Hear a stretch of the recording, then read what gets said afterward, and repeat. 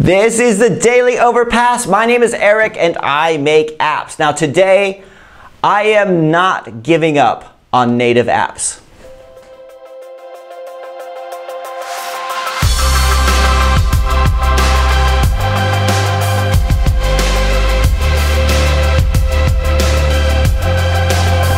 All right, so last week I did episode number 541, which was called Apple is Driving Me to Progressive Web Apps. And in that video, I talked about how because I'm so frustrated with the Apple review process after all these years, that I'm considering taking some of my existing apps and converting them to PWAs so that I can just get them outside the App Store and not have to go through that stupid process anymore, right? And that video had a lot of really good comments. Some people saying, do we even know of any mainstream progressive web apps? Or how are you gonna monetize? How are you gonna do SEO? All this kind of stuff we've talked about in the past. And to be honest with you, maybe I was just a little bit frustrated with the process, and I want to dip my toe into the progressive web apps waters. But there was a really good comment on the live stream on Friday night from Sophia, who said, are you really going down the PWA route? Are you going to forsake native apps altogether?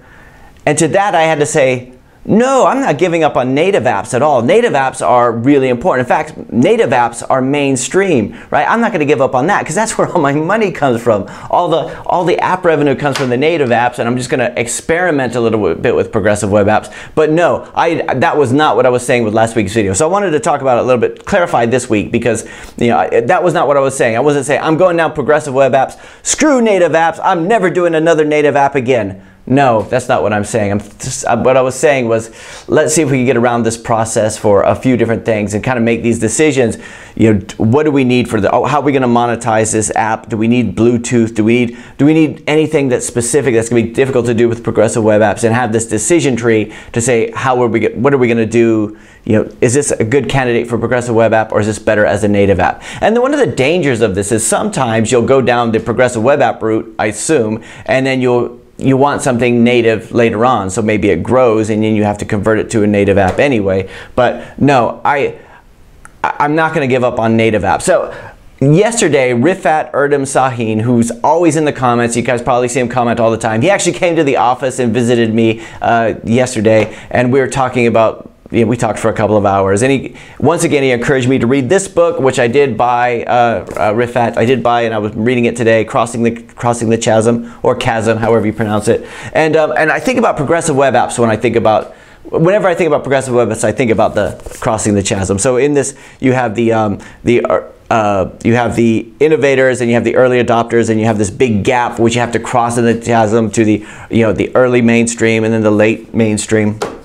All that kind of stuff. And progressive web apps, the thing that bothers me still, even after we did our first video about progressive web apps where I talked about my concerns a few years ago, is still that I only ever hear technical people talk about it, right? Like, it's not something it's not mainstream yet. It's still in the early adopter stage, maybe even in the innovator stage, and it's not something that the general public really knows about yet, or they don't quite understand it. They know if they want an app, they have to go to the App Store, and that's still the big concern that I have. And I'm always thinking about that. Is it going to cross the chasm? Is it going to cross that gap and go from and become mainstream? Is everybody going to be using progressive web apps one day, or is it going to go the way of the Laserdisc and the mini disc and all these things that you had a lot of people saying this is so much better than normal. Laserdisc is so much better than VHS or whatever, and then it just fizzled out because they didn't get the big adoption. So yeah, I just wanted to clarify that I am not giving up on native apps. Native apps are that's the bread and butter of the app development business, right? That's where we make all the money. That's where the in-app purchases are easy. That's where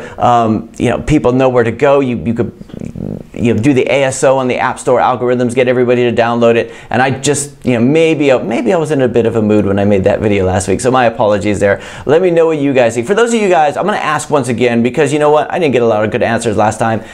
For those of you who are doing progressive web apps, how are you finding it? Do you prefer it to native apps, or do you prefer native apps to progressive web apps or PWAs? And anyway, that is it for today. I will talk to you guys again tomorrow.